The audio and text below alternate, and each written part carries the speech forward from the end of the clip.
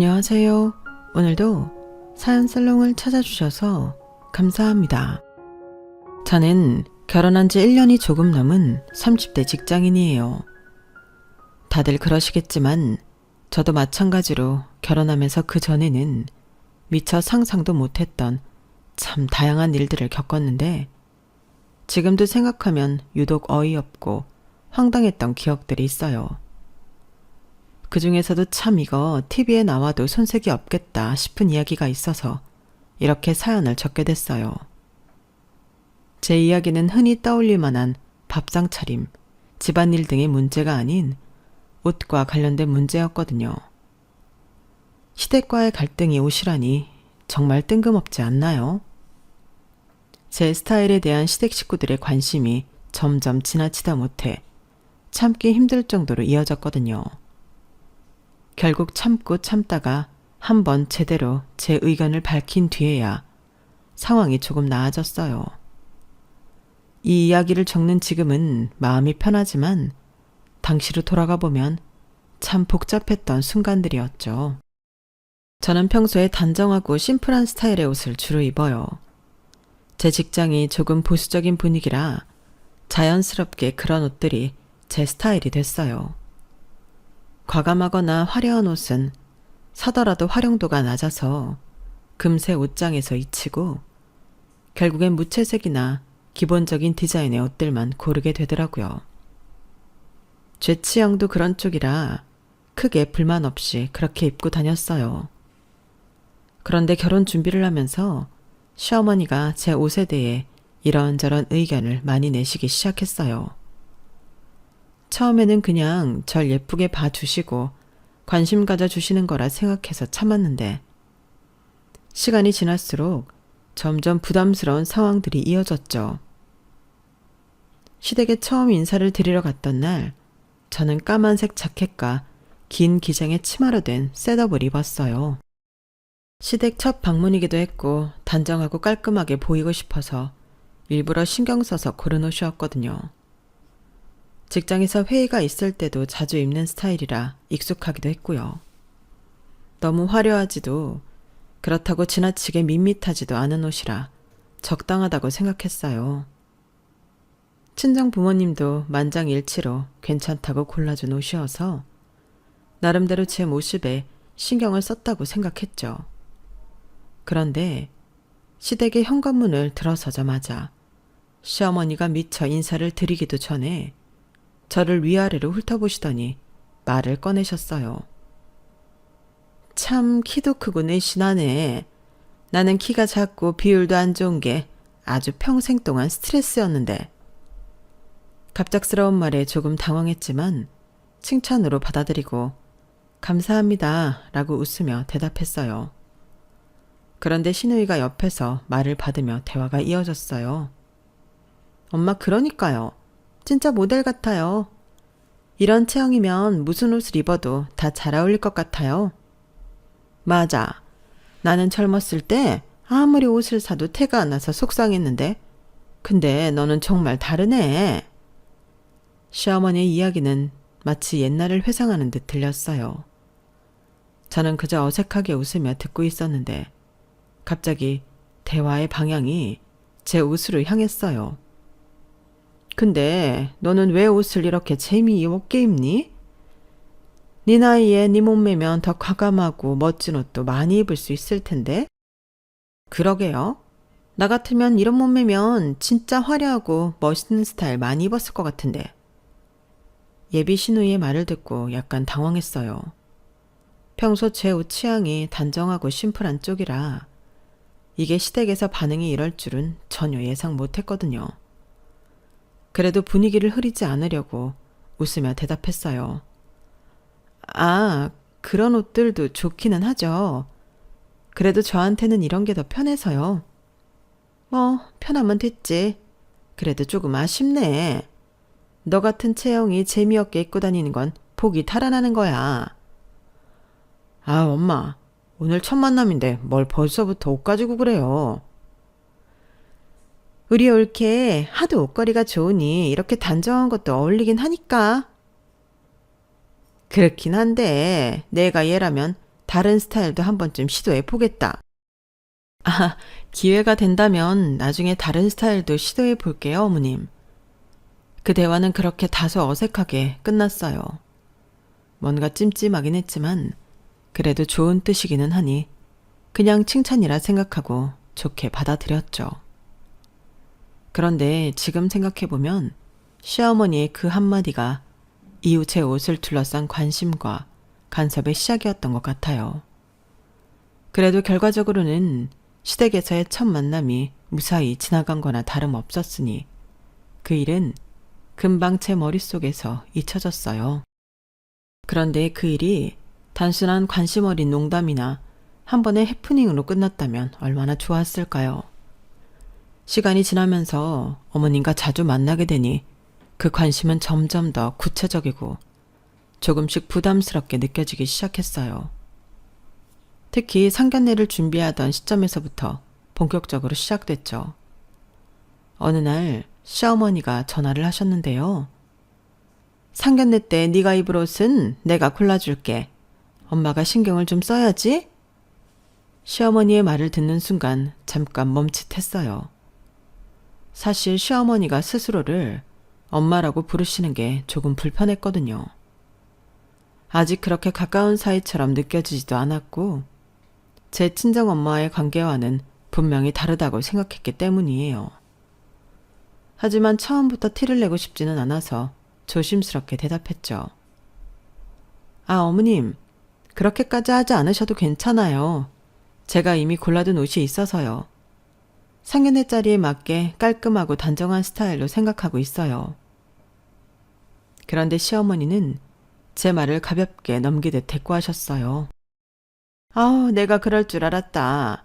그놈의 깔끔한 스타일은 안 봐도 뭘 골랐는지 알겠네. 그 옷은 됐고 내가 골라준 옷을 입어봐라. 네가 우리 집안에 걸맞는 며느리가 되고 싶다면 내 말을 따르는 게 나아. 네 몸매라면 화려한 옷이 훨씬 돋보여. 그 말을 듣는데 속이 조금 답답해졌어요.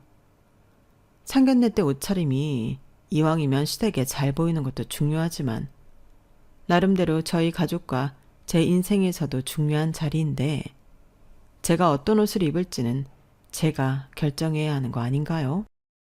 그런데 그걸 친정엄마도 아니고 굳이 시어머니께서 골라주시겠다고 말씀하시니 한편으론 이상하다는 생각이 들었어요. 그래도 괜히 분위기를 흐리기 싫어서 대충 알겠습니다 하고 대답했죠. 솔직히 설마 싶었거든요. 이쯤에서 대화가 끝났으면 좋았을 텐데 세상에 몇 시간 뒤에 시어머니가 직접 고른 옷을 들고 정말로 저를 찾아오셨지 뭐예요. 시어머니가 저희 집 근처로 오셨을 때 사실 정말 당황했어요. 쇼핑백 안에 든 옷을 굳이 꺼내서 보여주면서 너무 자신있게 말씀하시더라고요. 내가 네 체형에 딱 맞는 걸로 골라왔다? 이거 입고 오면 그 식당에 있는 사람들이 다들 너한테 눈을 뗄 수 없을 거야. 옷을 받아들고 펼쳐보니 강렬한 색감에 화려한 패턴이 들어간 원피스였어요. 솔직히 제 취향과는 거리가 멀었죠. 상견례라는 자리와도 맞아 보이지 않아 보였고요. 그런데 시어머니는 그 옷을 저에게 건네며 고개를 끄덕이셨어요. 이 정도는 입어줘야 너 같은 체형이 제대로 돋보이지. 네가 입으면 정말 근사할 거야. 어머님, 신경 써주신 건 정말 감사합니다. 그런데 제가 이미 상견례 때 입을 옷으로 생각해둔 게 있어서요. 좀 더 단정한 걸로 준비해뒀어요. 제가 조심스럽게 말씀드리자 시어머니가 약간 놀란 표정으로 저를 쳐다보셨어요. 단정하면 다야? 상견례는 네가 빛나야 하는 자리야. 이 옷이 훨씬 눈에 띄고 세련돼 보이잖아. 이게 얼마나 비싼 옷인지는 알고 말하는 거니? 네가 네 의견만 고집하면 아쉬울 일이 생길 수도 있어. 말끝이 조금 단호해서 순간 망설였지만 옷의 디자인을 보니 100번 생각해도 이건 좀 아니다 싶었어요. 그래서 제 결정을 굽히고 싶진 않더라고요. 어머님, 이 옷도 정말 예쁘지만 상견례 자리에서는 제가 준비한 옷이 더 적합할 것 같기는 해요. 한번 입어보고 결정할게요. 제가 끝까지 제 의견을 고수하자 시어머니는 한숨을 쉬며 고개를 저으셨어요. 내가 이렇게 신경 써주는데 너는 진짜 고집이 있구나. 그러다 나중에 후회하지 말고. 시어머니는 결국 그 옷을 두고 가셨지만 기분이 조금 언짢아 보였어요. 그날 이후로 상견례 날까지 어머님이 두고 가신 옷이 계속 신경이 쓰였어요. 시어머니는 틈틈이 전화를 걸어와 제가 어떤 옷으로 결정을 했는지 계속 확인하시더라고요. 상견례 당일까지도 고민을 했지만 저는 그냥 제가 준비한 단정한 무채색 원피스를 입고 가기로 결정했어요. 어머님의 태도가 예상이 되어서 그냥 어머님 말씀대로 할까 싶기도 했지만 이런 식으로 한번 말을 들으면 지속적으로 비슷한 요구가 들어올까봐 아예 처음부터 제 의사를 표현해야겠다는 생각도 들었거든요. 제가 상견례 장소에 나타나자 저를 쳐다보던 어머님의 표정을 잊을 수가 없어요. 결국 넌 네 맘대로 했구나. 어지간하면 어른이 골라준 옷을 입고 올 법도 한데 벌써부터 시댁에 잘 보일 생각이 없는 것 같네? 그 말을 듣고 저와 제 친정 부모님은 정말 당황했어요. 순간 분위기가 어색해졌지만 저와 남편은 애써 웃으며 대화를 돌리려고 했죠. 그런데도 시어머니는 아쉬운 표정을 계속 지으셨어요. 이왕이면 내 말을 좀 들었으면 얼마나 좋았겠니? 너 같은 체형은 화려하게 꾸미는 게 훨씬 보기 좋은데 내 말을 좀 믿어보지 그랬니? 그날 상견례는 큰 문제 없이 끝났지만 저는 속으로 복잡한 감정이 들었어요. 이건 단순히 옷에 대한 이야기가 아니라 제가 시어머니 기대에 맞춰야 한다는 무언의 압박처럼 느껴졌거든요. 그리고 그 일이 끝이 아니라는 건 이후 결혼 준비 과정에서 더 뚜렷하게 나타났죠. 상견례 이후에도 시어머니의 관심은 멈추지 않았거든요. 결혼 준비를 하던 중 드레스 투어를 가게 됐을 때도 그 관심은 여전했죠. 사실 저는 어릴 때부터 심플한 미카도 실크로 된 민소매 웨딩드레스를 입는 게 로망이었어요. 장식 없이 단아한 디자인에 우아한 느낌이 좋았거든요. 드레스 투어를 가는 날 그런 제 취향을 남편과 미리 얘기하며 기대에 부풀어 있었어요. 그런데 드레스샵에 도착하자마자 시어머니가 먼저 나서서 직원들에게 말씀하시더라고요. 얘는 몸매가 좋으니까 비즈가 잔뜩 들어간 화려한 드레스가 제일 잘 어울릴 거예요. 그리고 왕비처럼 보이려면 풍성한 스커트가 필수죠. 티아라도 꼭 써야 하고요. 직원들도 그 말을 받아 화려한 드레스들만 추천하기 시작했어요. 저는 민망했지만 용기를 내서 직원에게 부탁했죠. 심플한 실크 드레스도 한번 보여주실 수 있을까요? 그 말을 들은 시어머니가 손을 휙 저으시며 말했어요. 그런 건 너무 심심해. 웨딩드레스는 평생 한 번 입는 건데 특별하게 화려하게 입어야지. 네가 내 체형을 몰라서 그래. 거울 앞에서 화려한 드레스를 입고 보니 분명 예쁘긴 했지만 아무리 봐도 제 스타일과는 너무 달랐어요. 그래서 조심스럽게 제 의견을 말했죠. 어머님, 화려한 것도 예쁘지만 저는 단아하고 심플한 느낌이 더 좋을 것 같아요. 다른 스타일도 한번 입어보고 결정해 볼게요. 시어머니는 고개를 가로저으며 단호하게 말씀하셨어요. 네가 뭘 몰라서 그래. 내 말 들어. 이게 훨씬 낫다니까. 분위기가 묘하게 경직된 채로 드레스 투어가 끝났고 저는 마음이 복잡해서 그날 저녁 남편에게 속내를 털어놓았어요. 다른 건 몰라도 웨딩드레스만큼은 내가 원하는 걸 입고 싶어. 본식 때 입을 드레스까지 이렇게 간섭받아야 하는 건 정말 아닌 것 같아. 알겠어. 내가 엄마랑 얘기해 볼게. 남편은 제 이야기를 듣고 그날 저녁 곧바로 시어머니께 전화를 걸었어요. 저는 옆에서 남편의 말을 들으며 불안한 마음으로 기다리고 있었죠. 남편이 침착한 목소리로 말을 꺼냈어요. 엄마, 본식 드레스는 그냥 본인이 원하는 걸로 입게 해주세요. 결혼식은 신부를 위한 날이잖아요. 결혼식이 자기만의 날이야? 두 집안이 합쳐지는 자리인데 신부가 이상한 옷 입고 사진 이상하게 남으면 어쩌라고. 엄마, 이상하게 남는 게 아니라 본식 드레스는 심플한 걸로 고르고 싶다는 거잖아요. 그게 본인 스타일이고 자기가 더 행복할 텐데 그걸 왜 엄마가 계속 고집하세요? 네가 여자 마음을 뭘 알아. 결혼식 드레스는 평생 한 번뿐인데 제대로 입어야지. 네 와이프가 나중에 사진 보고 후회하지 말라고 내가 조언해 주는 거야. 남편은 한숨을 쉬며 차분히 말을 이어갔어요. 근데 엄마, 그건 와이프가 결정할 문제잖아요. 엄마가 원하는 스타일로 입으면 와이프가 정말 결혼식 당일 내내 마음 불편할 거라고요. 시어머니가 갑자기 목소리를 높이며 말했어요. 내가 조언도 못해? 나도 결혼한 여자야. 네 와이프보다 내가 더 잘 알아. 후회 안 하게 하려고 말하는 건데 네가 뭘 안다고 나서냐고. 너 엄마 말 그렇게 무시할 거야? 남편도 더 이상 참지 못하고 조금 단호하게 대답했어요. 엄마가 왜 이렇게까지 고집을 부리시는지 저도 이해 못하겠어요. 엄마도 결혼식 준비할 때 하고 싶은 거 하셨잖아요. 왜 와이프는 못하게 하세요? 그래, 네가 그렇게 나올 거면 스튜디오 촬영은 내 스타일대로 해. 본식은 알아서 하라고. 시어머니는 화난 목소리로 전화를 끊으셨고 남편은 전화를 끊고 깊은 한숨을 내쉬었어요. 스튜디오 촬영은 어차피 사진만 남는 거니까 엄마 스타일대로 찍고 본식은 네가 원하는 대로 하자. 나도 엄마 왜 저렇게 고집인지 모르겠다. 정말 미안해.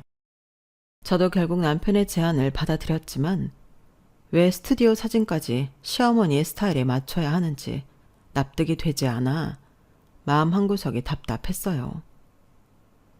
스튜디오 촬영 날 시어머니가 고집하신 대로 황궁 같은 배경에서 왕과 왕비처럼 고풍스러운 콘셉트로 사진을 찍었어요.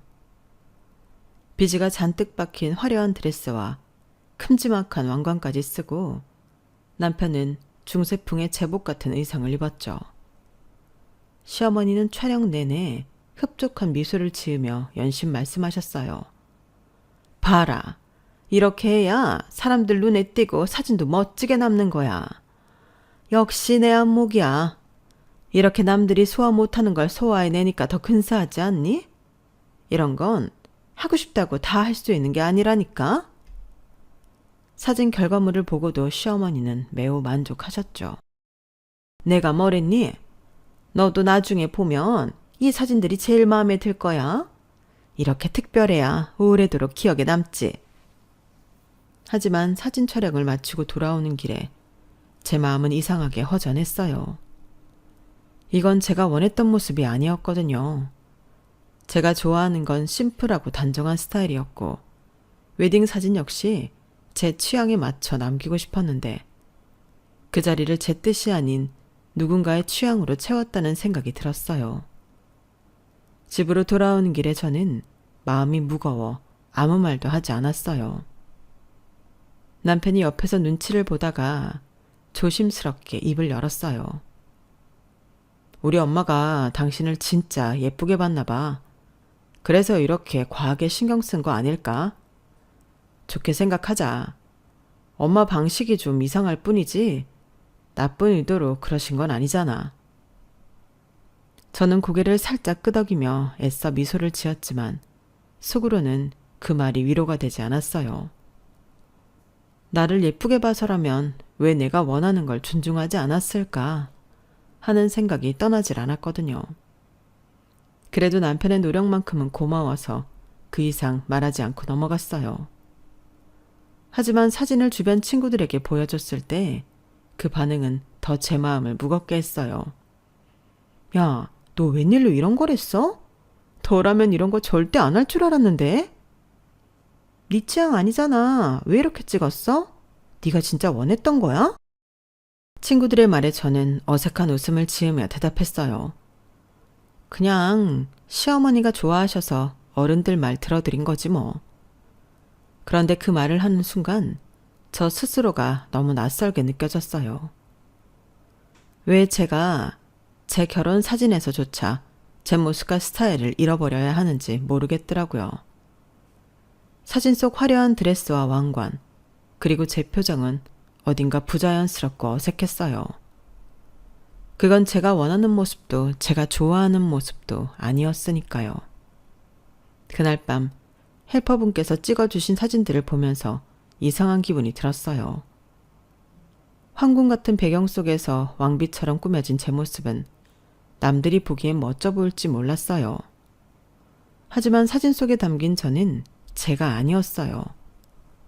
마치 제가 아닌 누군가의 요구에 의해 만들어진 가짜 나를 보는 기분이었죠.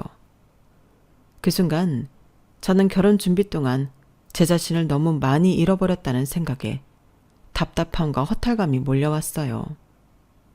제 결혼식인데 왜 제 의지가 이렇게까지 무시되어야 했는지 너무 속상했죠. 그날 이후로도 시어머니와의 갈등의 여운은 남아있었고 결혼식 당일까지도 이어졌어요. 결혼식 당일 저는 드디어 꿈에 그리던 미카도 실크 드레스를 입었어요. 장식 하나 없이 심플한 디자인에 우아한 라인이 돋보이는 드레스였죠. 머리도 제 스타일에 맞춰 티아라 없이 진주 장식만으로 깔끔하게 로우번으로 연출했어요. 단아하고 차분한 분위기가 제 스타일에 딱 맞아서 기분이 정말 좋았죠. 친구들과 가족들도 다가와서 칭찬을 아끼지 않았어요. 너 진짜 너무 예쁘다. 역시 본식이라 그런지 다르네. 드레스랑 헤어가 딱 너랑 어울려. 분위기가 정말 우아하다. 이렇게 심플한 드레스도 이렇게 고급스러울 수 있구나. 칭찬을 들으니 결혼 준비 과정에서 있었던 스트레스가 조금은 해소되는 것 같았어요. 행복한 마음으로 하루를 보내고 싶었는데 시어머니가 잠시 자리를 비우셨다가 돌아오면서 분위기가 달라졌어요. 아까 옆홀 신부 봤어? 비즈가 잔뜩 들어간 드레스에 왕비처럼 티아라도 썼더라. 너는 같은 신부인데 티아라도 없으니까 그냥 평민 같아 보이잖아. 갑작스러운 말에 순간 숨이 턱 막혔어요. 옆에 있던 친구들이 어이없다는 표정을 지으며 수근거리기 시작했어요. 저게 뭔 말이야? 시어머니 맞아? 왜 저렇게까지 하지? 진짜 너무하네. 자기 며느리 결혼식에서 저런 말을 하다니. 친구들 사이에서 화난 기색이 뚜렷하게 보였고 저도 당황스러워 아무 말도 하지 못했어요. 그런데 시어머니는 거기서 멈추지 않았어요. 엄마가 그래서 그렇게 화려한 드레스를 입으라고 했던 거야. 네 체형이면 좀 더 돋보이게 꾸몄으면 얼마나 좋았겠니? 이렇게 심심하고 밋밋하게 입어서 사람들이 무슨 생각을 하겠어? 분위기가 차갑게 가라앉았고 제 친정엄마는 어색한 미소를 지으며 화제를 돌리려고 했어요. 남편은 더 이상 참지 못하고 시어머니를 살짝 끌어당기며 낮은 목소리로 말했어요. 엄마, 오늘은 그런 말 안 하면 안 돼요? 지금 신부가 입고 싶었던 드레스 입은 거잖아요. 이런 자리에서까지 그렇게 말씀하시면 속상하잖아요. 내가 틀린 말 했어? 너도 솔직히 옆홀 신부 봤지? 저런 드레스 입었으면 훨씬 분위기가 살았을 거야. 네 와이프가 나중에 사진 보고 후회할 거라고 장담한다. 그건 와이프가 판단할 일이잖아요. 엄마가 이런 자리에서까지 그렇게 말씀하지 마세요. 시어머니는 남편의 말을 듣고도 고개를 돌리며 한마디 더 얹었어요. 그래, 네가 그렇게 나서니까 더 말 안 할게. 하지만 나중에 내 말이 맞았다는 걸 알게 될 거다. 결혼식은 무사히 끝났지만 시어머니의 그 한마디 한마디는 제 마음속 깊이 생채기를 남겼어요. 친구들까지 속상해하며 뒷얘기를 하는 걸 보니 제 결혼식인데도 제가 온전히 주인공처럼 느껴지지 않았거든요. 결혼식 날 있었던 일로 시어머니에게 화가 많이 났지만 그렇다고 완전히 척을 지고 살고 싶지는 않았어요. 남편을 생각해서라도 적당히 예의를 지키면서 선을 두고 지내기로 했죠. 그런데 그런 저의 태도가 시어머니에게도 묘하게 불편하게 느껴지셨던 것 같아요. 결혼식 이후 시어머니는 예전처럼 적극적으로 연락을 하시지 않았지만 결혼 기념일을 앞둔 어느 날 갑자기 전화를 하셨어요. 니네 얼마 있으면 결혼 기념일이지? 실은 내가 결혼식 날 너한테 심하게 했던 게 가끔 마음에 남아서 그걸 또 떠올리니 내가 마음이 너무 안 좋지 뭐니. 그때는 내가 좀 미안했다. 일생에서 가장 예뻐야 하는 날까지 고집을 피우는 네가 너무 답답해서 그랬지 뭐니. 그래서 이번 결혼 기념일에 너희 둘이 놀러 갈 때 입을 옷을 내가 좀 골라주려고 하는데 주말에 시간 좀 내라. 갑작스러운 사과와 함께 옷을 골라준다는 이야기에 조금 당황했지만 결혼식 때 일이 마음에 걸렸던 건가 싶어 어색하게 웃으며 대답했어요. 어머님, 그러실 필요 없어요. 저희 그냥 편하게 입고 다닐 거라서요. 아니야, 내가 제대로 신경 써줄게. 너희 기념일인데 좀 특별해야지. 주말에 백화점에서 보자. 그렇게 시어머니와의 약속을 잡게 됐어요. 솔직히 마음 한편에서는 부담스러웠지만 어머님도 관계를 회복하려는 의도라고 생각하며 주말 일정까지 조정했죠. 그런데 쇼핑몰에서의 만남은 제가 예상했던 것과는 완전히 다른 방향으로 흘러갔어요. 시어머니는 도착하자마자 이 가게 저 가게를 돌아다니며 화려한 옷들을 골라 장바구니에 담기 시작했어요. 이거 입어봐. 이런 디자인이 네 체형에는 정말 딱이야. 내가 젊었을 땐 이런 옷을 입고 싶어도 못 입었어. 어머님, 저한테는 조금 과감한 스타일 같아요. 편하게 입는 게 더 좋아서. 활용도는 무슨 기념일 같은 특별한 날 입으면 되는 거지. 이런 몸매에 이런 옷 안 입으면 언제 입겠니? 결국 시어머니가 고른 옷을 입어보기 위해 피팅룸을 몇 번이나 드나들었지만 제 스타일과는 거리가 멀었어요. 제가 어색한 표정으로 거울을 보며 망설이자 시어머니는 자신만만하게 말씀하셨어요. 이거 다 사줄게. 네가 이런 거 입고 다니면 얼마나 예쁠지. 사람들이 감탄할 거다. 정말 감사하지만 이런 스타일은 제가 잘 안 입어서요, 어머님. 너무 신경 안 쓰셔도 돼요. 아니야, 내가 사준다니까. 고민하지 마. 이건 다 내 기쁨이야. 결국 계산대로 갔는데 시어머니가 갑자기 가방을 뒤지며 말씀하셨어요. 아우, 내가 카드를 놓고 왔네. 네 카드로 먼저 계산하고 집에 가면 내가 바로 돈 보내줄게. 너무 완강하셔서 어쩔 수 없이 제 카드로 옷값을 계산했어요. 옷값도 만만치 않았지만 그보다 입지 않을 옷들을 억지로 산다는 생각에 마음이 무거웠죠. 그런데 집에 돌아온 후에도 한참이 지나도록 시어머니는 돈을 보내지 않으셨어요. 기다리다 못해 남편에게 다시 한번 이야기를 꺼냈죠. 어머님이 돈 보내주신다고 하셨는데 아직 연락이 없네. 그냥 잊으신 건지 아니면 어떻게 된 건지 물어봐 줄래? 알겠어. 내가 바로 물어볼게. 남편은 곧바로 시어머니에게 전화를 걸었어요. 하지만 시어머니는 대수롭지 않다는 듯 말씀하셨죠. 아우, 내가 깜빡했네. 그런데 그 정도는 그냥 걔가 사도 되는 거 아니야? 본인 입으로 오신대. 엄마, 그건 아니죠. 엄마가 사주신다고 하셨으니까 이 사람이 산 거잖아요. 왜 그걸 그냥 넘어가요? 아우, 네가 왜 그렇게 예민하게 굴어? 내가 옷 골라준 거에 대한 고마움은 없어? 꼭 돈 얘기를 해야겠니? 남편은 한숨을 내쉬며 말을 이어갔어요. 엄마가 약속하셨으니까 보내주셔야죠. 그렇게 말씀하시면 이 사람이 얼마나 기분이 나쁘겠어요. 하지만 시어머니는 끝까지 고집을 꺾지 않으셨어요. 알았어, 알았어. 내가 나중에 보낼게. 꼭 그걸 따지고 넘어가야겠니? 남편은 전화를 끊고 한참 동안이나 말이 없더니 저를 보고 미안한 얼굴로 말했어요. 엄마가 진짜 왜 그러는지 모르겠다. 내가 더 세게 말해볼까? 그 말을 듣는데 저도 더 이상 남편에게 이 문제를 끌고 가고 싶지 않았어요. 돈 이야기를 계속 물고 늘어지는 것도 제 자존심이 상하더라고요. 결국 고개를 저으며 말했죠. 아니야, 그냥 됐어. 그것 때문에 더 갈등 생기는 것도 싫어. 그렇게 이 사건은 마무리됐지만 제 마음 한편에는 찝찝함이 남았어요.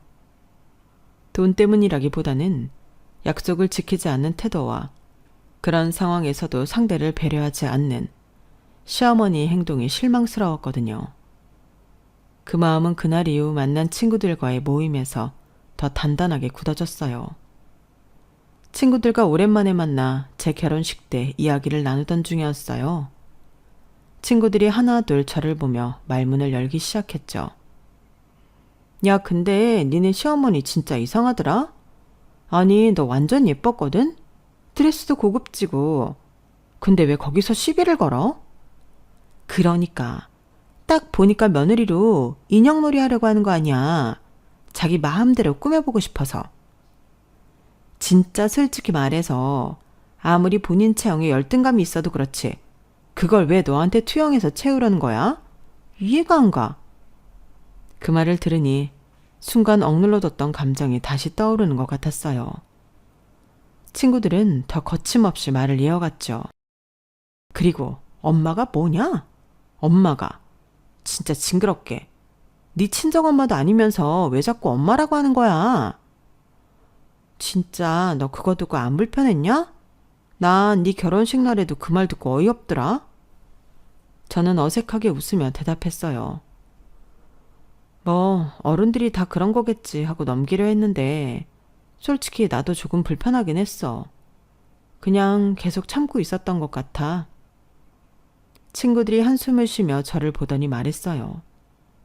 참지 마. 그런 거 계속 참으면 너만 힘들어. 너도 네가 원하는 대로 살아야지. 왜 남의 열등감을 네가 받아줘야 해? 맞아. 네 스타일이 얼마나 예쁜데. 그걸 왜 자꾸 간섭하려고 해?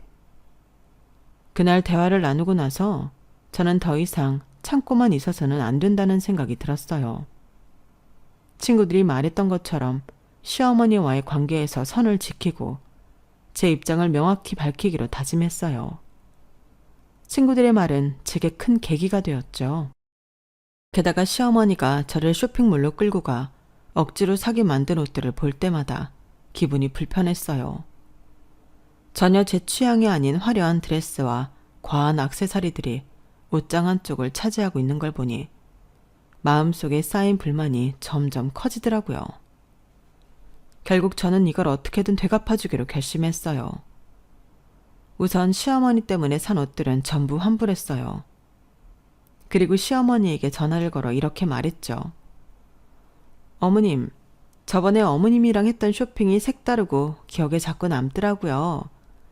그래서 이번에 어머님과 같이 쇼핑하면서 어머님 취향에 맞는 옷을 더 사고 싶어서요. 시간 괜찮으세요? 시어머니는 제 말에 크게 기뻐하며 약속 장소를 잡았어요. 쇼핑몰에서 만난 시어머니는 이미 신이 나셨는지 웃는 얼굴로 저를 맞아주셨어요. 어머, 웬일로 우리 새아가가 엄마 말을 들으려고 하네? 오늘은 제대로 입어보자고? 저는 시어머니를 따라다니며 어머님이 고르는 옷과 액세서리를 죄다 장바구니에 담았어요. 비즈로 반짝이는 드레스, 과감한 패턴의 블라우스, 금박 장식이 들어간 치마, 큼지막한 귀걸이와 목걸이까지.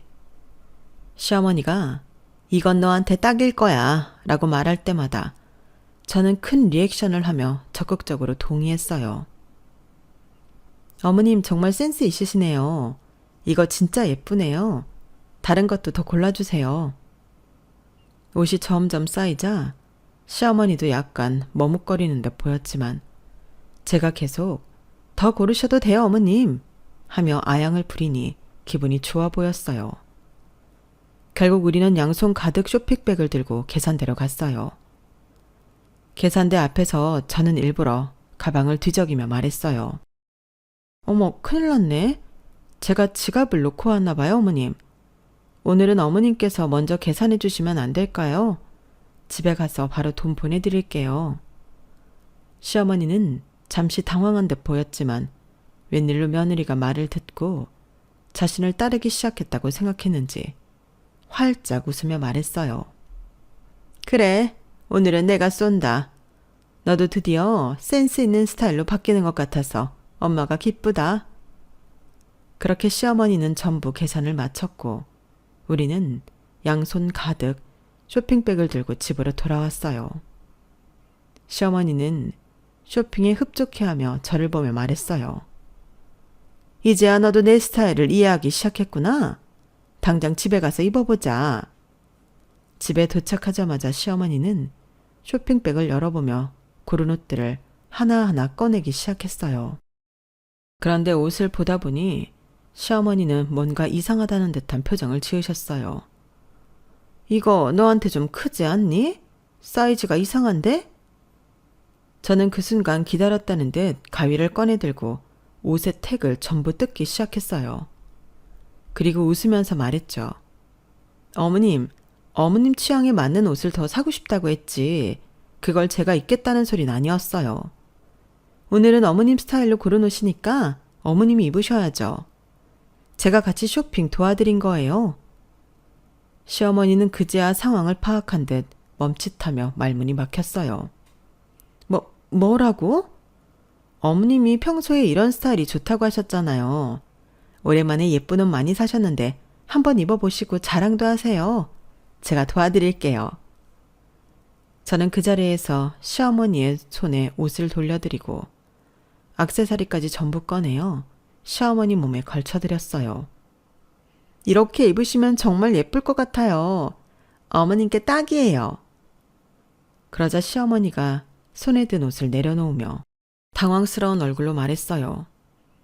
예, 나는 이런 옷이 워낙 안 어울려서 너 보고 입어보라고 한 거지.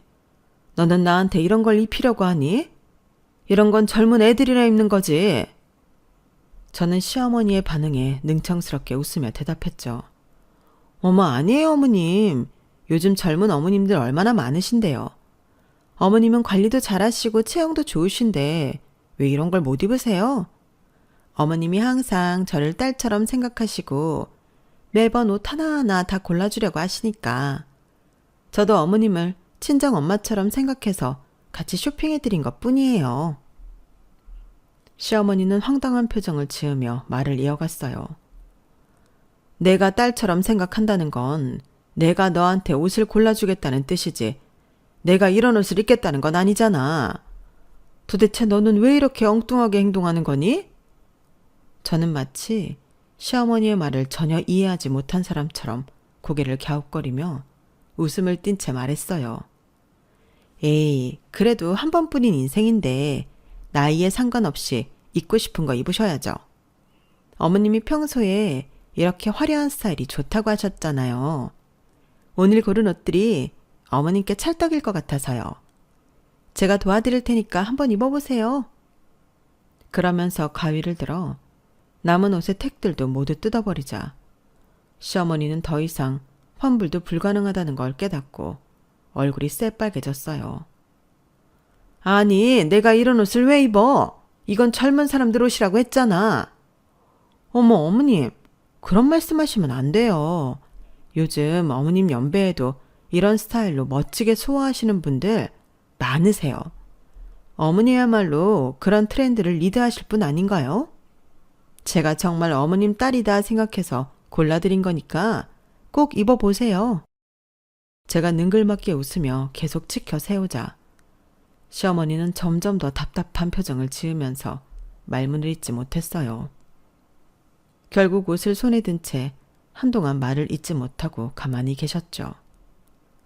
그날 이후로 시어머니는 저와의 쇼핑 이야기를 꺼내는 것조차 꺼리게 되었고 더 이상 제 옷 스타일에 대해 간섭하지 않았어요. 저는 속으로 웃음을 참으며 다시는 제 선택과 취향을 무시하지 못하게 만든 이 복수의 통쾌함을 느꼈습니다. 하지만 완전히 끝난 건 아니었어요. 시어머니는 가족 모임에서 종종 돌려 말하는 방식으로 불만을 표현하곤 했어요. 예를 들어 시누이들과 대화를 나누며 우리 며느리는 정말 자기 주장이 강해서 엄마 말을 잘 안 듣더라 라거나 요즘 사람들은 예전처럼 어른 말을 듣지 않으니 적응하기 어렵다. 이런 뉘앙스의 말씀들을 하셨죠. 그런 말들을 들으면 속으로 약간 찝찝한 기분이 들기도 했지만 대놓고 저를 지적하지 않는 것만으로도 충분히 감내할 수 있는 수준이었어요. 남편은 이런 변화에 대해 여러 감정을 느끼는 듯 했어요. 어느 날 저에게 이런 말을 하더라고요. 엄마가 당신한테 좀 많이 억울한 마음이 들었을 거야. 그래도 그동안 엄마가 너무 간섭했던 건 사실이고 이렇게 단호하게 말했으니 엄마도 이젠 조심하는 것 같아. 솔직히 잘한 것 같기는 해. 저는 남편의 말을 들으며 씁쓸하게 웃었어요. 솔직히 나는 어머님이랑 완전히 척지고 싶었던 건 아니야. 그냥 내 취향을 존중받고 싶었을 뿐인데 그게 뭐라고 여기까지 와버렸네. 그만큼 당신도 참고 참았다는 거잖아. 이제 엄마도 더 이상 그런 얘기는 못할 거야. 그 후로도 시어머니와의 관계는 약간 어색하게 유지되었지만 적어도 더는 더 이상 제 옷이나 스타일에 대해 걱정할 필요가 없어졌어요. 한 번은 남편과 함께 가족 모임에 참석했을 때 시어머니가 조심스러운 말투로 제게 물으셨어요. 저번에 너랑 같이 골랐던 옷들은 잘 입고 있니? 저는 그 순간 살짝 웃음을 참으며 대답했어요. 아, 어머님, 그 옷들은 집에서 한 번씩만 입어보고 진작에 환불했죠. 제가 입으면 어머님처럼 멋지게 소화하지 못할 것 같더라고요. 그 말을 듣고 시어머니는 잠깐 말을 잇지 못하시더니 억지로 웃으며 말씀하셨어요. 그래 너도 네 스타일대로 입는 게 좋겠지. 그날 이후로 시어머니는 아예 제 옷이나 스타일에 대해 언급을 하지 않았어요. 저는 속으로 한편으론 홀가분하면서도 한편으론 우리가 왜 이런 복잡한 과정을 거쳐야 했는지 씁쓸한 마음이 들기도 했어요. 그렇지만 저는 이제 확실히 알게 됐어요.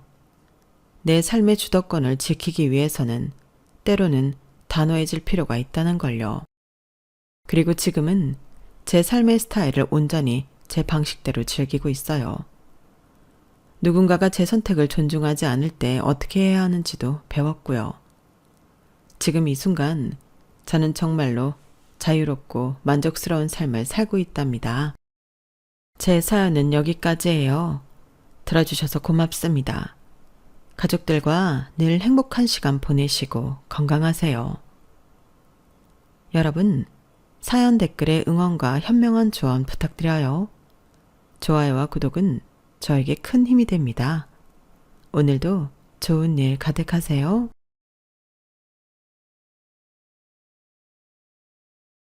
안녕하세요. 오늘도 사연 살롱을 찾아주셔서 감사합니다. 저는 내년이면 40이 되는 10살 아들을 홀로 키우고 있는 워킹맘입니다. 4년 전에 친정엄마를 잃고 제 인생은 180도 달라졌어요.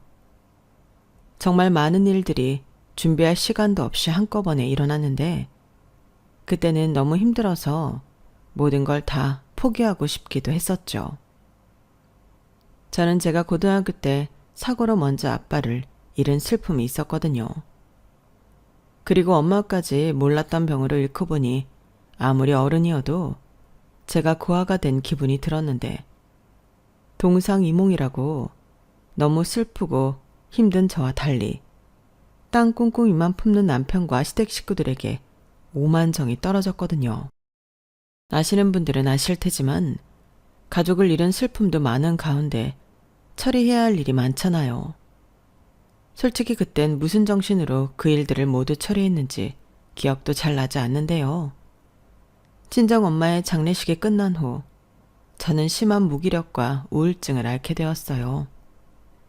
그 정도가 얼마나 심했냐면 밤에는 잠을 자지 못했고 아침엔 일어나지 못했으며 회사에서도 실수를 많이 해 도저히 일상생활이 이루어지지 않았죠. 그래서 회사에 더는 피해를 줄 수 없어 직장생활 처음으로 병가를 낼 수밖에 없었는데 그렇게 한 1년 정도 쉬려고 했지만 그것도 제 뜻대로 되지 않았어요. 가족이라 여겼던 사람들이 아픈 저를 배려할 생각이 전혀 없었거든요. 그리고 친정엄마가 돌아가시고 남긴 재산에 침을 흘리며 저를 압박하고 괴롭혔는데 그때부터 그들은 제 가족이 아니었어요. 아무리 돈 앞에서는 인정사정 봐주지 않는다고 하지만 자기 돈도 아닌데 어떻게 그런 욕심을 보일 수 있는 건지 시간이 많이 지난 지금도 저는 이해할 수 없습니다. 그러니 그때 제가 할 수 있는 선택은 이혼밖에 없었고 지금도 그 선택에는 후회가 없는데요. 사랑 감정이 시간이 지나면 흐려진다고 하는데 저는 아직도 저희 엄마의 길만 되면 그 인간들이 저에게 보였던 추악한 욕심이 명치 끝까지 화가 치밀어 오르는 것 같아요.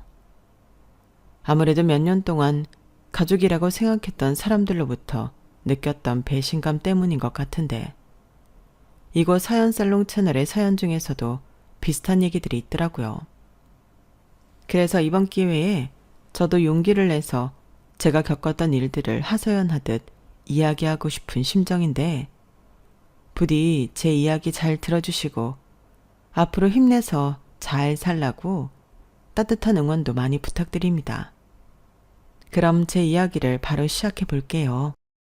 저랑 남편은 지인의 소개로 만났어요. 남편이 여자 좀 소개시켜달라고 졸라서 만난 게 바로 저였거든요. 그리고 저는 그때 연애는 별로 관심이 없던 때였는데 사람 마음이 간사한 건지 남편이 계속 저를 좋다며 따라다니고 저에게 잘해주니까 마음이 동하게 되었어요.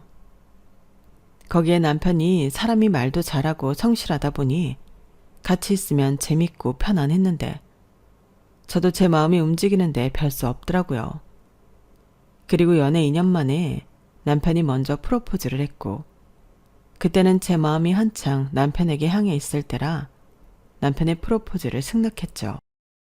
하지만 저한테는 고민이 하나 있었어요. 제가 아빠가 계시지 않았거든요. 헐엄마 밑에서 남동생과 함께 자랐는데 엄마가 고생을 많이 하셨어요. 여자 몸으로 남매를 키우기가 많이 힘드셨죠. 게다가 아빠 앞으로 빚이 있기도 해서 저희 생활은 더 팍팍할 수밖에 없었는데 한마디로 홀엄마 밑에서 자란 가난한 집 딸이라 그 점이 걱정이 되었어요. 그에 반면 남편 집은 대단하게 잘 산다고는 할 수 없지만 저희 집에 비해서는 잘 사는 게 맞았고 부모님 두 분이 건재하셨는데 딱 하나 신우가 문제였어요. 신우는 남편보다 4살이 어렸는데 어릴 때부터 쭉 의지가 약하고 실증을 금방 내서 한 가지 일을 꾸준하게 하지 못했거든요. 그러니 공부를 잘했을 리가 없고 또 돈 욕심은 많지만 힘들고 어려운 일은 하기 싫어했는데 그래서 고등학교 졸업 후 계속 집에서 놀고 먹는 중이었어요. 실제로 제가 결혼해서 보니 시부모님도 그냥 적당한 남자만 있으면 시집을 보내고 싶어 하시더라고요. 하지만 그것도 잘 되지 않았는데 꼴에 눈은 높아서 어지간한 남자는 성에 차지 않아 했죠. 그러니 제가 이혼하던 그 해까지도 신우는 한결같은 백수 신세였는데요. 그것 말고는 그 집은 그럭저럭 평범한 집이었어요. 그렇다 보니 시어머니는 제가 처음 결혼 허락을 받으러 시댁을 찾았을 때 저를 썩 마음에 들어하지 않으셨는데 그래도 자기 아들이 제가 좋다고 하니까 어쩔 수 없어서 허락을 해주었어요. 단 한 가지 약속을 하라고 조건을 걸긴 하셨죠. 저기 서운하게 생각할 수도 있는데 나도 어쩔 수 없이 허락하는 결혼이니까 이 점은 아가씨가 서운해도 꼭 약속을 해줬으면 좋겠어요. 나는 내 아들이 장인 없다고 장모 뒷수발 드는 꼴은 못 봅니다. 내가 뭐 이것저것 따지고 둘자면 한도 끝도 없는데 피차 상처 주면서 그런 말은 하고 싶지 않고 내 아들 사일합시고 처갓집에 끌고 다니면서 부려먹지 않겠다고 약속해주면 결혼은 허락할게요. 이렇게 시어머니는 결혼도 하기 전부터 남편이 저희 친정에 신경 쓰고 불려다닐까 걱정이 많으셨는데 기분은 좋았다고 할 수는 없지만 그때 당시로 저는 시어머니 입장도 이해가 가긴 했어요.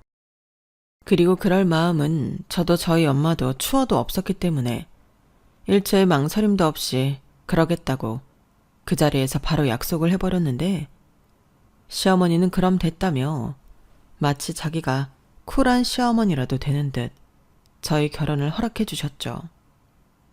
사실 실상은 그렇게 쿨하지도 못했는데 상견례 때 시어머니는 요즘 세상을 들먹이며 양과 똑같이 돈을 내자고 하시는 분이셨어요. 그래서 저희 엄마가 그럼 얼마를 생각하시냐고 물었는데 자기들은 5천만 원 생각한다며 어깨를 으쓱 하시더라고요. 뭐 5천만 원도 적은 돈은 아닌 건 맞는데 저랑 친정엄마는 하도 그러시길래 한 1억 원 내놓으시라고 저러시는 건가? 걱정을 많이 했어요. 하지만 저희 엄마도 그 정도는 생각하고 있던 액수라며 알겠다고 하셨고 시어머니는 천만다행이라며 박수까지 치면서 좋아하셨는데 그때는 왜 사람을 제대로 보지 못했을까? 과거의 제 자신이 싫어지네요. 아무튼 상견례까지 그렇게 마무리하고 저와 남편은 양가에서 5천만 원씩 총 1억을 지원받아 아주 풍족하진 않았어도 부족함 없이 결혼 생활을 시작할 수 있었는데 인정할 건 인정하자면 제 인생에서 그때가 가장 행복했어요. 앞서 말씀드렸듯 저는 아빠 없이 자라서 결혼 생활에 대한 로망이 있었거든요. 나는 엄마랑 달리 남편과 아들을 낳고 화목하게 오손도손 잘 살고 싶었는데 결혼을 하니 그 꿈의 절반이 이미 이루어진 듯한 기분이 들었어요. 그리고 결혼 8개월 만에 아이가 생겼고 그게 지금의 제 사랑스러운 아들인데요. 시부모님도 첫 손주가 아들이라 엄청 좋아하셨어요. 말씀으로는 당신들은 요즘 사람들이라 아들 손자든 딸 손주든 상관없다고 하셨는데 막상 아이가 태어나니 우리 장손 하며 난리도 아니더라고요. 오죽하면 저희 이모가 너 아들 안 낳았으면 어쩔 뻔했냐?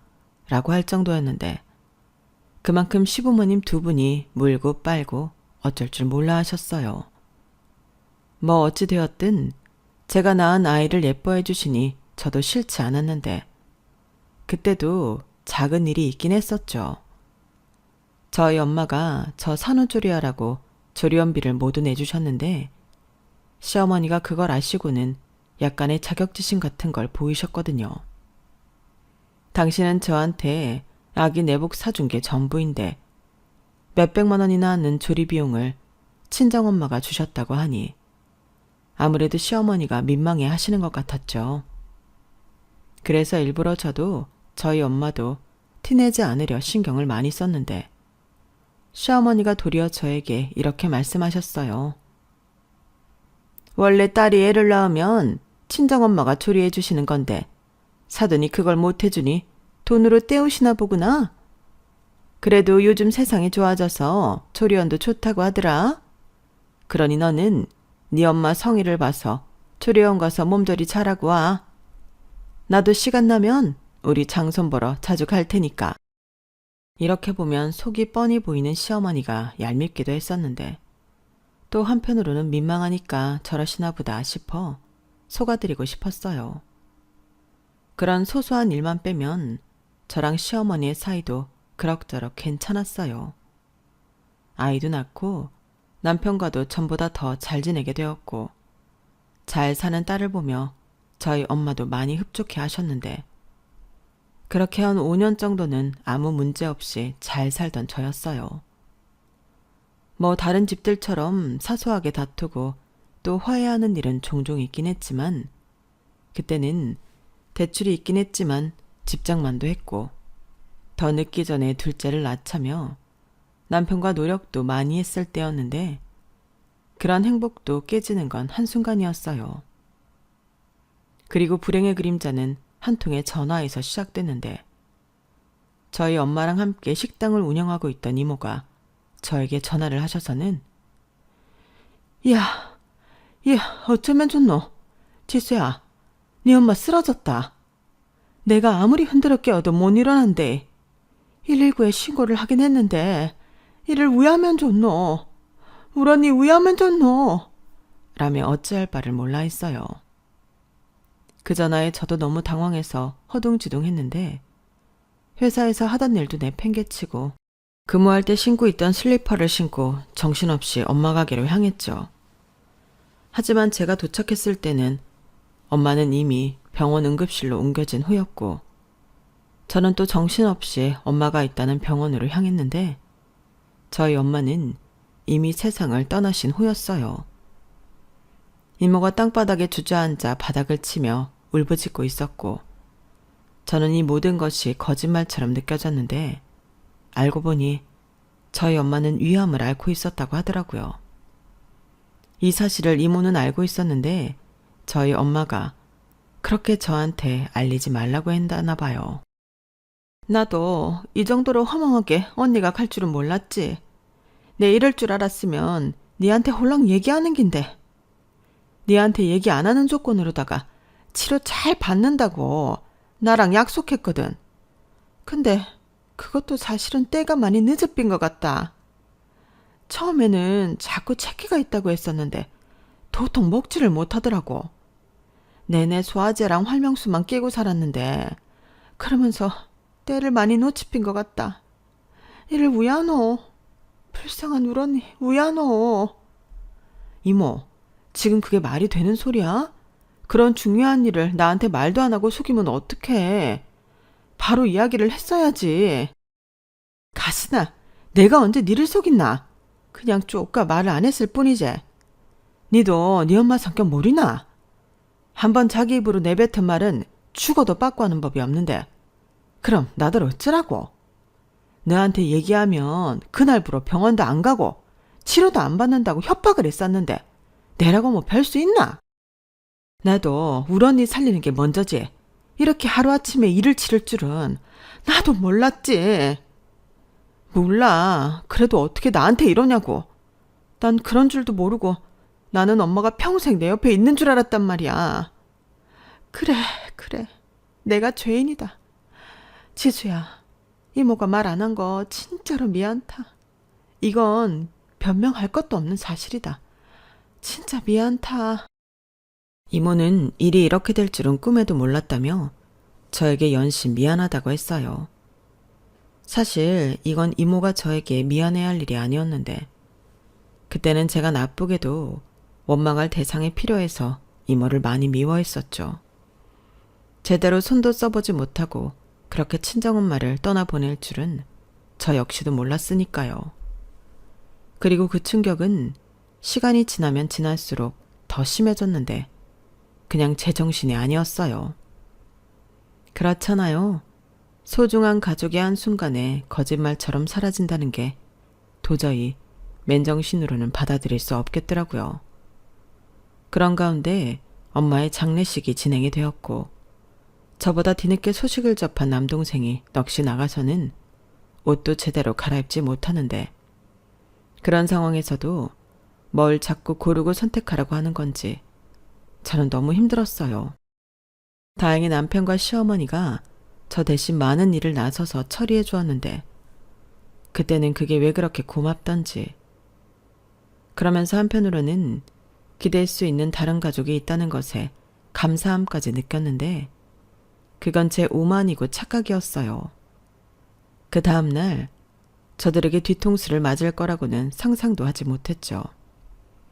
지금 생각해도 어이가 없는데 그때가 하필이면 제가 울다 지쳐 탈수 증상이 와 병원으로 옮겨졌을 때라 더 화가 치밀어 올랐어요. 제가 병원으로 옮겨졌으니 사실 그때도 소란스럽긴 했었을 텐데 그 소란한 가운데도 시어머니는 저희 엄마 부의금이 얼마나 들어왔는지 궁금하셨나 보더라고요. 그래서 저도 없겠다. 장례식 이틀째 밤이니 올 사람도 다 왔다 갔겠다 싶어 부의금 명부를 가지고 있던 남편한테 들어온 돈이 총 다 해서 얼마냐고 물어보셨다고 하는데 저는 그 얘기를 듣고 시어머니는 왜 남의 부의금이 궁금했는지 일단 그것부터 이해가 가지 않았어요. 그런데 여기서 남편도 정신을 못 차리고 자기 엄마한테 그 액수를 얘기했다고 하는데 자기도 궁금해서 계산기를 두드려 봤다고 했다더군요. 정말 그 엄마의 그 아들 아닙니까?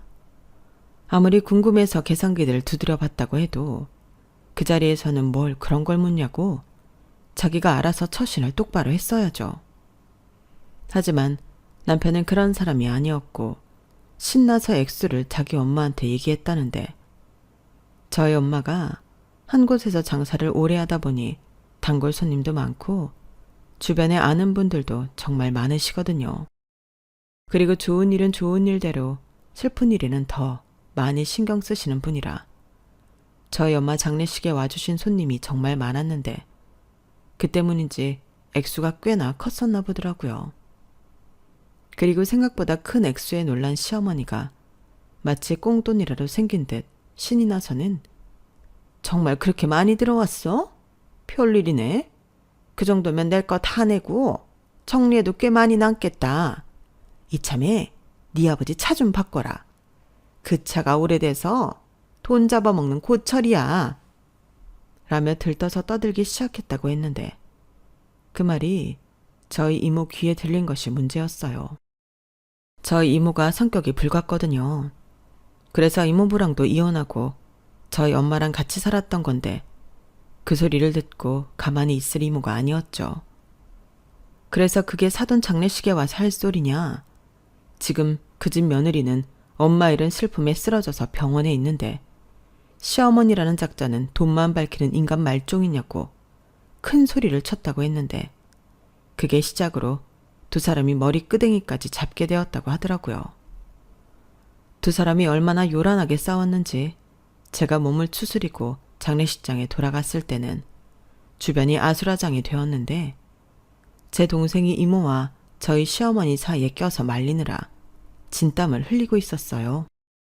그리고 곧이어 경찰이 도착했고 상황이 마무리되었는데 나중에 장례식이 다 끝나고 남편한테 어떻게 그럴 수 있냐고 따져 물었죠. 그때부터였어요.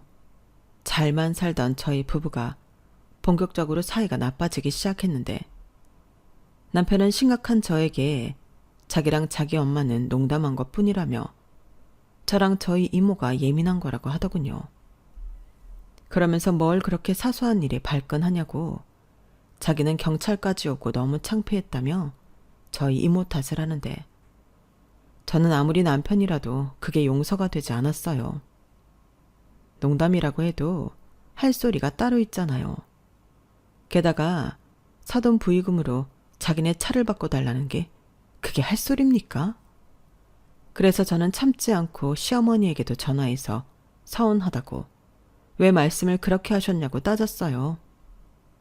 그러자 시어머니는 네 이모한테 충분히 시달렸으니 그만 좀 하라고 도리어 저에게 화를 내셨는데요. 어찌나 당당하시던지 제가 더 당황스러웠어요. 아우, 너도 진짜 징글맞다. 그만 좀 해. 나는 그냥 농담한 거라니까. 사람이 그게 궁금할 수도 있지. 뭘 그런 걸로 애먼 사람을 잡아. 농담이라고요? 어머니는 그런 농담이 재밌으세요? 입장 바꿔서 어머님이 돌아가셨는데 제가 어머니 앞으로 들어온 부의금으로 차를 사겠다고 하면 어머님은 괜찮다시는 거네요. 야, 아무리 그래도 그걸 내 앞에서 바로 얘기한 건 아니지. 그리고 죽은 사람이 뭘 알아? 나는 그냥 웃자고 농담한 것 뿐이라니까. 내가 정말로 그 돈을 달라고 했니? 그냥 궁금도 하고 그래서 한 말이었다. 네가 아직 경험이 없어서 잘 모르나 본데 원래 장례식장에서는 웃고 떠들고 농담도 좀 하면서 화기애애하게 있는 거다. 그래야 망자도 마음 편하게 저승으로 갈 수 있는 거야. 사람들이 울고불고 저러고 있으면 어디 발길이 떨어지겠니? 너는 나 알지도 못하면서. 그러니까 엄한 시애미 좀 그만 잡아라. 내가 그렇게 만만하니? 나는 좋은 뜻에서 한 소리였구만. 됐어. 너 또 이런 말로 사람 피곤하게 할 거면 나한테 연락하지 마라. 내가 뭘 어쨌다고 진짜? 시어머니는 정말로 자기가 억울하기라도 한 듯 서둘러 전화를 끊어버리셨어요. 그런 태도의 시어머니를 보며 저는 실망을 하지 않을 수 없었는데 사과할 생각은 털끝만큼도 없어 보이더라고요. 아무리 좋은 뜻이고 농담이라고 할지라도 상대가 불쾌함을 느꼈으면 사과를 해야 하는 게 맞는 거잖아요. 하지만 시어머니는 전혀 그럴 생각이 없어 보였고 남편 역시 뭘 그렇게 집요하게 구냐며 저를 이상한 사람 취급을 하는데 그때부터 우울증이 시작되었어요. 자기들은 그냥 궁금해서 농담한 거라고 바득바득 우기더니 실상은 그게 아니었던 거죠. 그리고 제가 물러날 기미가 보이지 않자 생각을 바꿨는지 시어머니가 저에게 사과를 하셨는데 그러면서 자기가 밥을 해주겠다며 저더러 시댁으로 넘어와서 다 같이 시간을 보내자고 하셨어요. 내가 사과도 할 겸 네 건강도 걱정이 되니까 밥을 한 끼 차리려고 하는데 너 요즘 무슨 상담인지 뭔지 받고 다닌다며. 마음이 허한 것도 다 속이 허해서 그런 거다. 말씀은 감사한데 저는 별로 생각이 없어서요.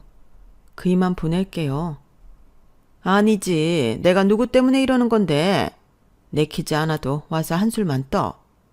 가족끼리 언제까지 이러고 지낼 수는 없잖아. 네 시아버지도 네 걱정 많이 한다. 네가 회사도 쉬고 집에만 틀어박혀 있는데 여간 마음이 쓰이나 봐. 며느리도 자식이지 않나며 나더러 좀 챙기라고 뭐라고 하더라. 그러니까 멀리 볼 것도 없이 내일 저녁에 넘어와라. 나는 그런 줄 알고 너 좋아하는 것들로 전부 준비하마. 시어머니는 이번에도 제가 뭐라고 거절할 틈도 주지 않고 전화를 끊으셨어요. 그리고 남편도 자기 부모님 성의를 봐서 같이 식사를 하고 오자고 했는데 그땐 정식으로 사과받고 싶은 마음도 있고 해서 내키진 않았지만 시댁으로 가게 되었어요. 그리고 처음엔 분위기가 꽤 괜찮았는데요. 먼저 시아버님이 저에게 많이 힘들지? 아유, 얼굴이 못 보던 사이에 반쪽이 됐네. 생각 없어도 밥은 거르지 말고 먹어야 한다. 그러다 너까지 큰일 나. 이러시면서 저를 챙겨주셨어요. 그래도 시댁 식구들 중에는 시아버님을 가장 신뢰하던 저였는데 시아버님이 마음을 써주시니 그래도 가족은 가족이구나 하며 네 라고 대답하게 되더라고요. 그리고 모처럼 식구들이 모여 식사를 하기 시작했는데요. 시어머니가 정말로 신경을 많이 썼는지 상에는 제가 좋아하는 음식이 많이 있었어요.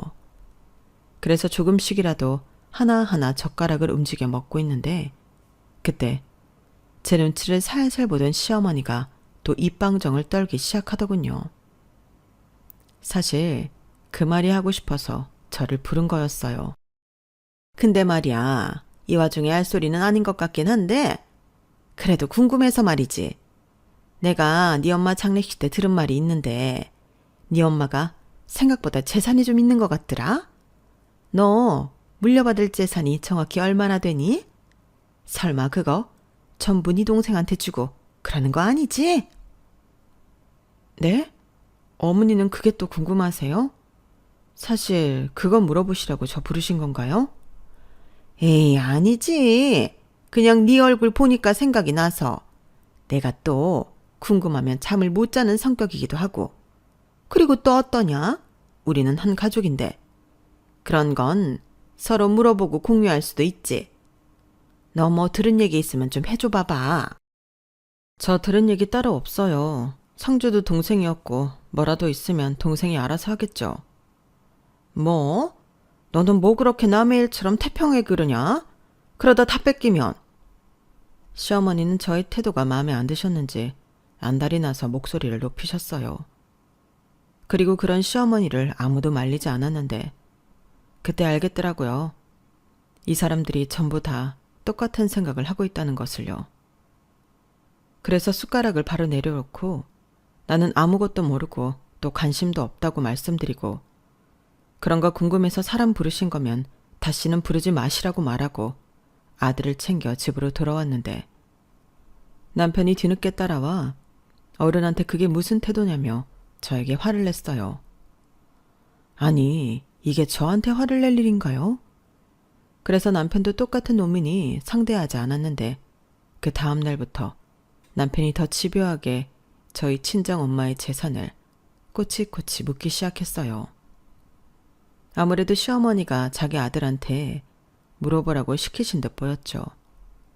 그리고는 시어머니를 비롯한 그 집안 식구들이 저희 엄마 재산을 놓고 상상의 나래를 마구 펼쳤는지 자기들끼리 신나서 저희 엄마 사시는 집 시세까지 알아봤다고 하는데 어이가 없었죠. 그러면서 저더러 상속세는 얼마나 내냐고 계속 물어봤는데 제가 아무런 대답을 해주지 않자 시어머니가 먼저 연락을 해서는 저에게 이렇게 말하셨어요. 저기, 너도 알지? 우리 코은이가 계속 집에서 놀잖아.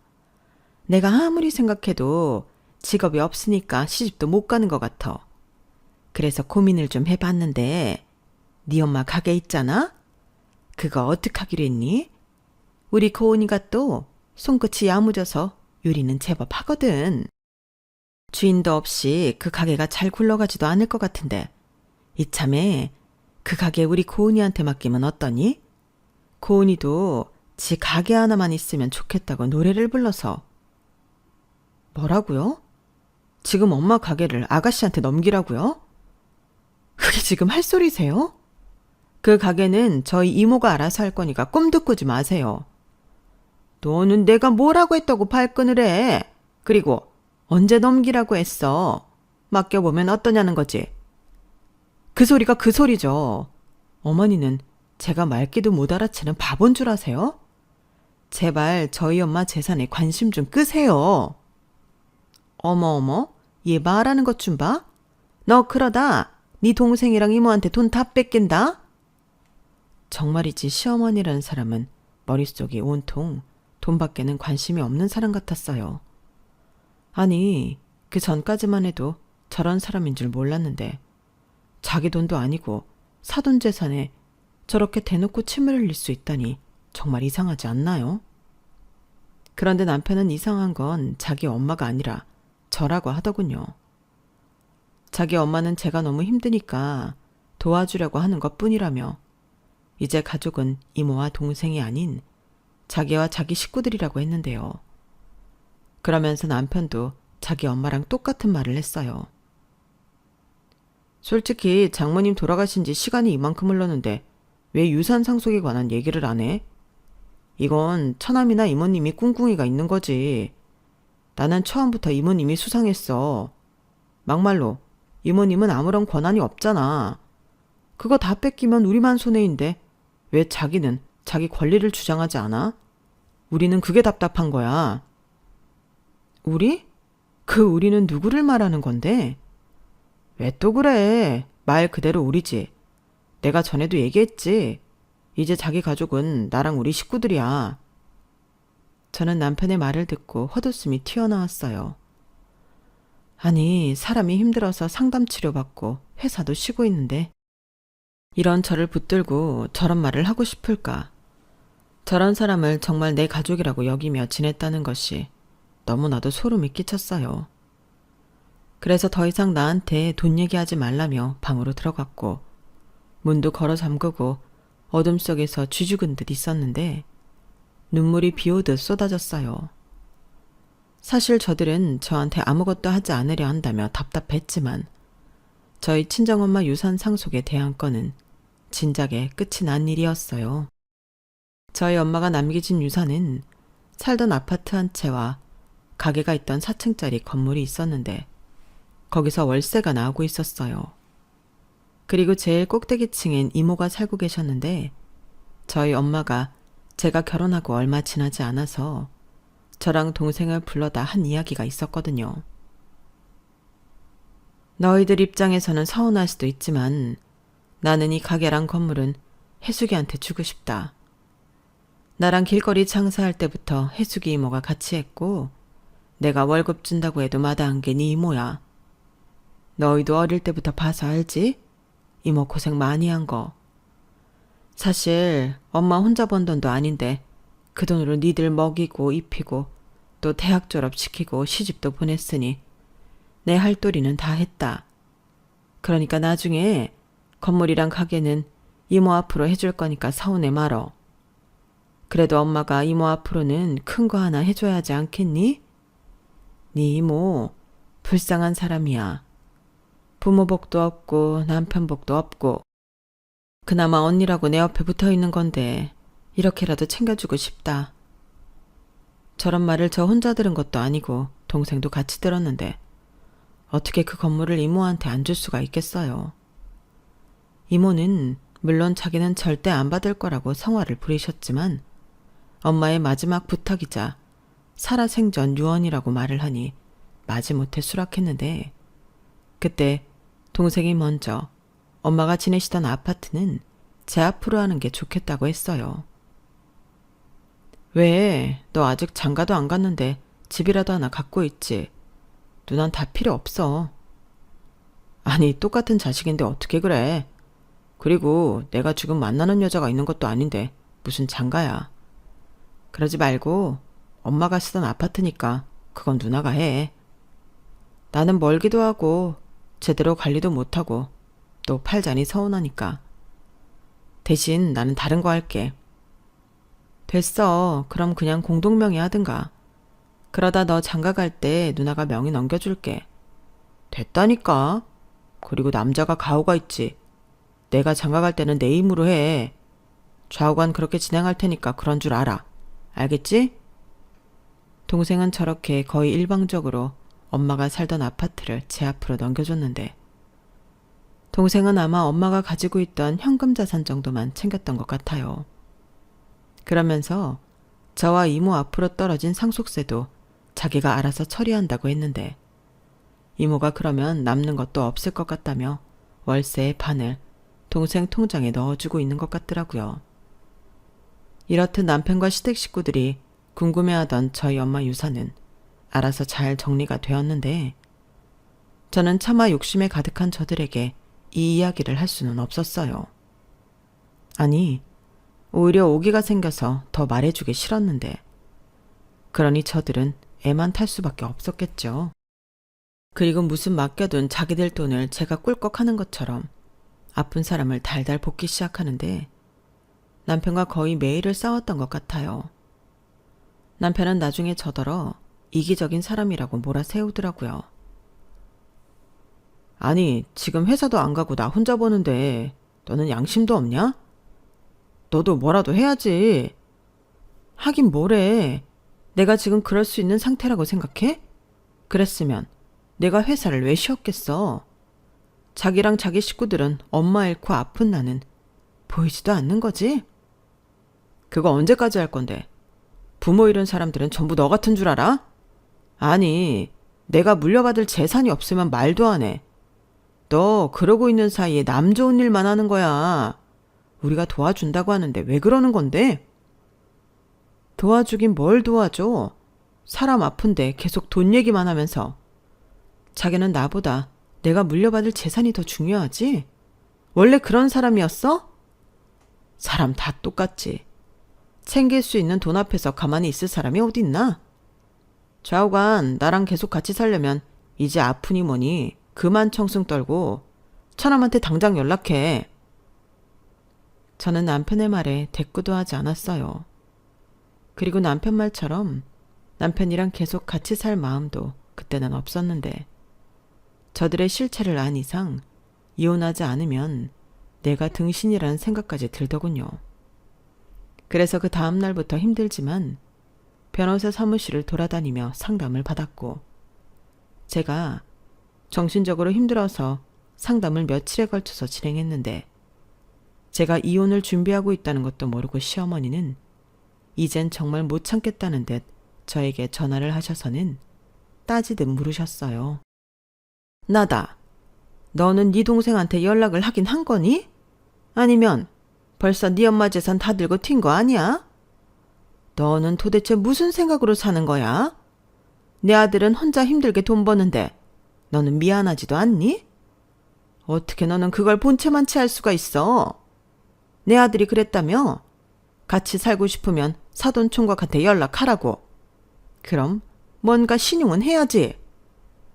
신용이요? 제가 분명히 말씀드렸는데요. 저희 엄마 재산에 관심 끝이라고요. 저는 오히려 남의 재산에 궁금해하는 어머님이랑 어머니 아들이 진짜 이해가 안 가요. 남의 돈이라고요. 뭐야? 왜요? 제가 틀린 말 했어요? 남의 돈에 제발 관심 갖지 말라고요. 아이고, 그래 알았다. 치사해서 정말.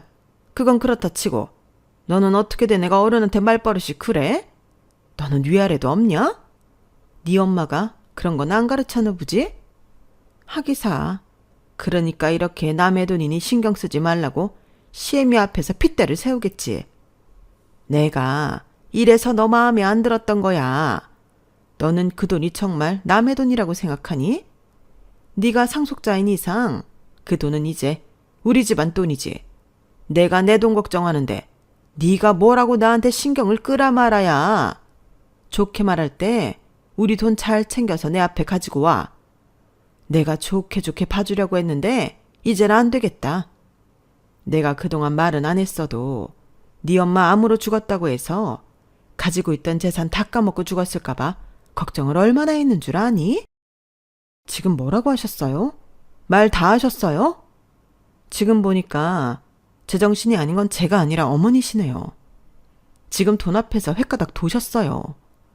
무슨 그런 말도 안 되는 걱정을 하셨어요. 다 까먹어도 저희 엄마 재산인데 무슨 권리로 그걸 걱정하시냐고요. 저 이혼할 거예요. 이런 말도 안 되는 집안이랑은 연 끊어버릴 거예요. 그럼 아시겠죠? 우리는 남이라는 걸요. 뭐?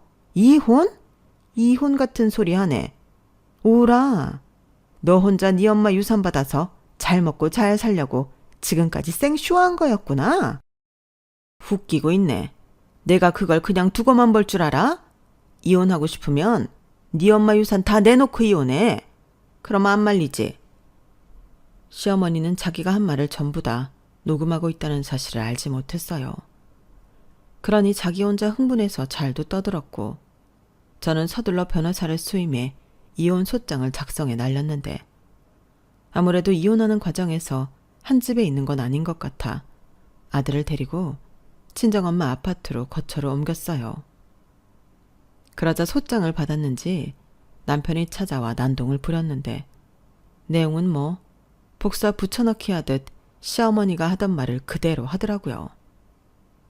그래서 경찰 불러서 쫓아버렸고 이모랑 동생한테도 이 사실을 모두 이야기했는데 그날부로 이모가 짐을 싸서 엄마 아파트로 넘어왔어요. 니는 그런 일 있으면 나한테 얘기를 했어야지. 미련하게 그걸 전부 참고 있었나. 네 이것들을 정말 싹 다 잡아서 도리뱅뱅을 만들어버려야지. 됐어 이모. 어차피 지금 이혼 소송하려고 하는 거고 괜히 빌빌 만들어져서 좋을 거 없으니까 이모도 그냥 참아. 내들 어떻게 참으라고. 내가 몰랐으면 모를까. 이걸 알고도 참으라고. 아이고 불쌍한 것. 지 혼자 얼마나 끙끙 앓았을꼬. 엄마 잃고 아픈 아한테 이게 다 무슨 짓이고. 이모. 니는 아무 걱정하지 마라. 이모가 인자부터는 네 엄마 대신이다. 내가 있는데 지들이 뭐 어쩔 건데. 네 이모 싸움 잘하는 거 알지? 나한테는 그깟 건물의 유산이 아니라 니랑 정우가 유산이다. 나는 니들 지키는 일이라면 무서울 게 없다니까.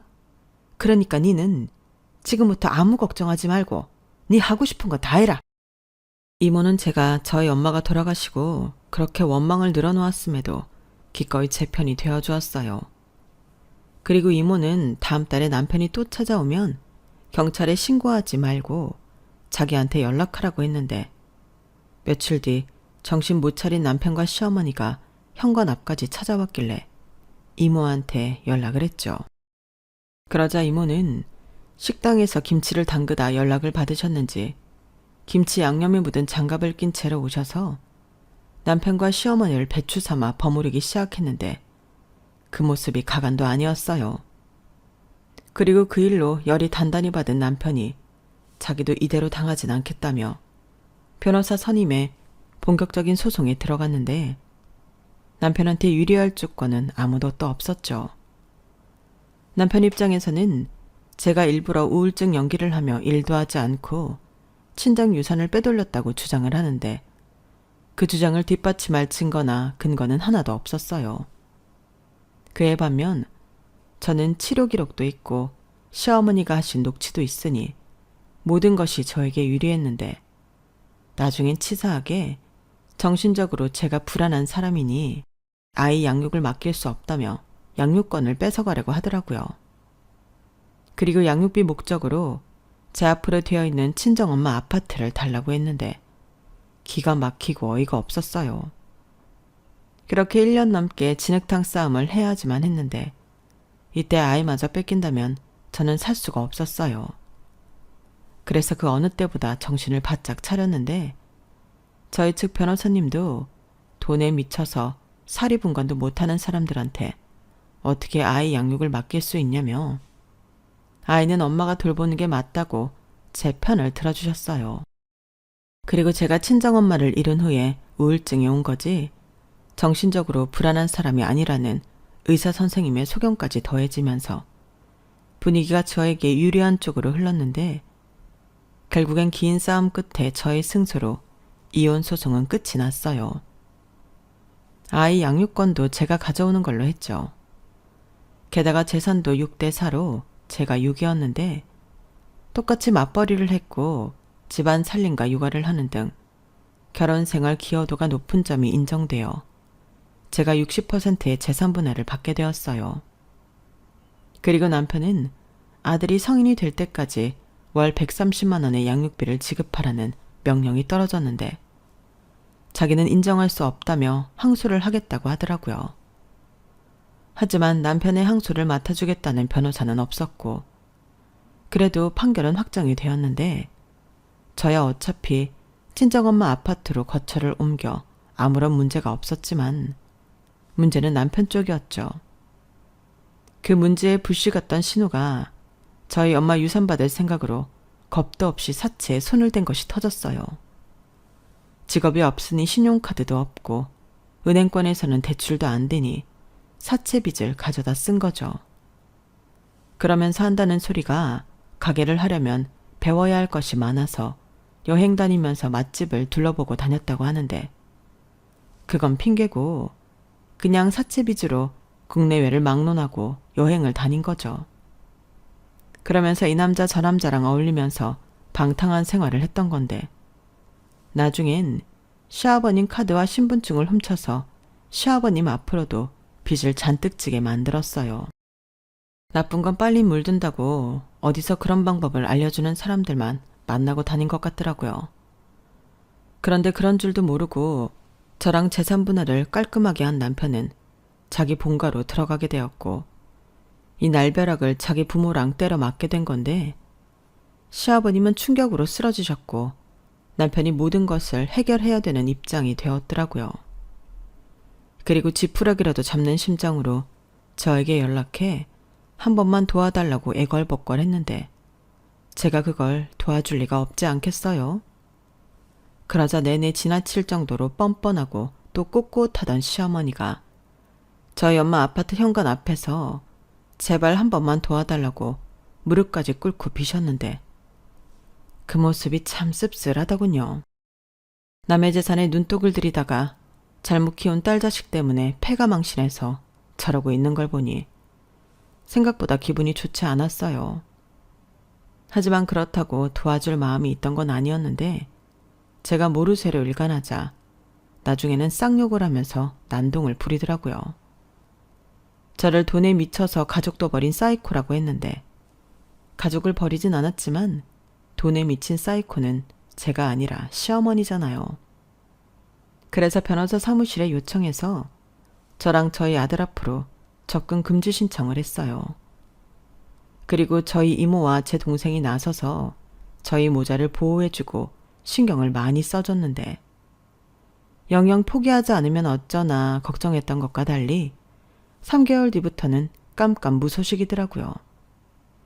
대신 남편한테 들어와야 할 양육비는 예상했던 대로 지금까지 들어오지 않고 있는데요. 이는 차곡차곡 쌓아서 한 방에 청구할 생각입니다. 지금은 그들이 어떻게 살고 있는지 관심도 없을 뿐더러 엮이고 싶지 않은 마음이 가득해서 그깟 돈 때문에 연락하고 싶은 마음이 없는데요. 부디 저를 힘들게 했던 만큼 그들도 가능한 오래오래 힘들었으면 하는 마음입니다. 원래 뿌린 대로 거두는 게 인생사 아닌가요? 그러니 대책 없이 돈만 많은 것도 뚝 닮은 가족이라는 생각 듭니다.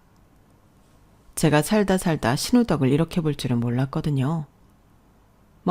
저를 도와주려고 사고친 건 당연히 아니겠지만 잘못 키운 동생이자 딸 때문에 고통받고 있을 사람들이 늦게나마 저에게 한 짓을 깨닫고 후회하는 날이 있었으면 좋겠어요.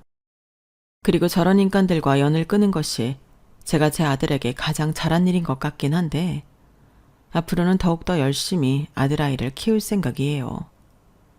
돈에 미쳐서 사리분별 못하면 어떻게 되는지 다른 건 몰라도 그것만큼은 꼭 가르치려고요. 거기에 아울러 세상은 돈이 전부가 아니고 돈보다 값진 것도 많다는 걸 가르치고 싶은데 저도 저희 아들도 저희 엄마가 그랬듯 돈하고 상관없이 베푸는 삶을 살아갈 생각입니다. 엄마랑은 갑자기 이별하여 지금도 너무 그립고 보고 싶은 마음뿐이지만 엄마의 뜻을 이어 산다면 그 마음을 조금이나마 대신할 수 있을 것 같거든요. 그리고 아마도 하늘에서 엄마도 대견해 하실 것만 같은데 엄마가 걱정하지 않고 하늘에서 편히 있을 수 있도록 엄마가 챙기던 사람들을 제가 챙기며 살아가려고요. 거기에 이모 말처럼 이젠 이모를 엄마 대신이라고 생각하고 못다한 효도를 해볼 생각인데 아직까지는 효도는커녕 이모한테 받는 게 더 많은 저이지만 언젠가는 저도 효도다운 효도를 하는 날이 오지 않을까 생각합니다. 그러면 하늘에 계신 저희 엄마도 분명 잘했다고 칭찬해 주시겠죠? 저는 앞으로도 지금처럼 엄마가 살던 집에서 아들과 계속 살 생각이에요. 나중에 아들은 커서 이 집을 떠날 수도 있겠지만 저는 계속 남아 살려고요. 저희 엄마가 이 아파트를 사고 참 좋아하셨거든요. 그리고 집은 사람을 닮는다고 저희 엄마를 꼭 닮은 이 집을 떠나고 싶지 않은데 앞으로 이 집에서 건강하고 행복하게 추억 많이 만들며 오래오래 살 수 있었으면 좋겠습니다. 이상 제 이야기는 여기까지입니다. 막상 글로 지난 날을 회상해보니 어떻게 저런 사람들이랑 며칠도 아닌 몇 년을 살았을까 소름이 끼칠 정도인데 이래서 귀신보다 사람이 더 무섭다고 하나 봐요. 분명 세상엔 좋은 사람들도 많을 텐데 앞으로 남은 날에는 좋은 사람을 더 많이 만날 수 있는 인생이길 소망하며 저는 이만 마지막 인사를 드릴게요. 지금까지 제 사연 들어주셔서 감사드리고요. 항상 건강 잘 챙기시고 매일매일 기분 좋은 일만 가득하시길 진심으로 바라겠습니다. 그럼 안녕히 계세요. 여러분, 사연 댓글에 응원과 현명한 조언 부탁드려요. 좋아요와 구독은 저에게 큰 힘이 됩니다. 오늘도 좋은 일 가득하세요.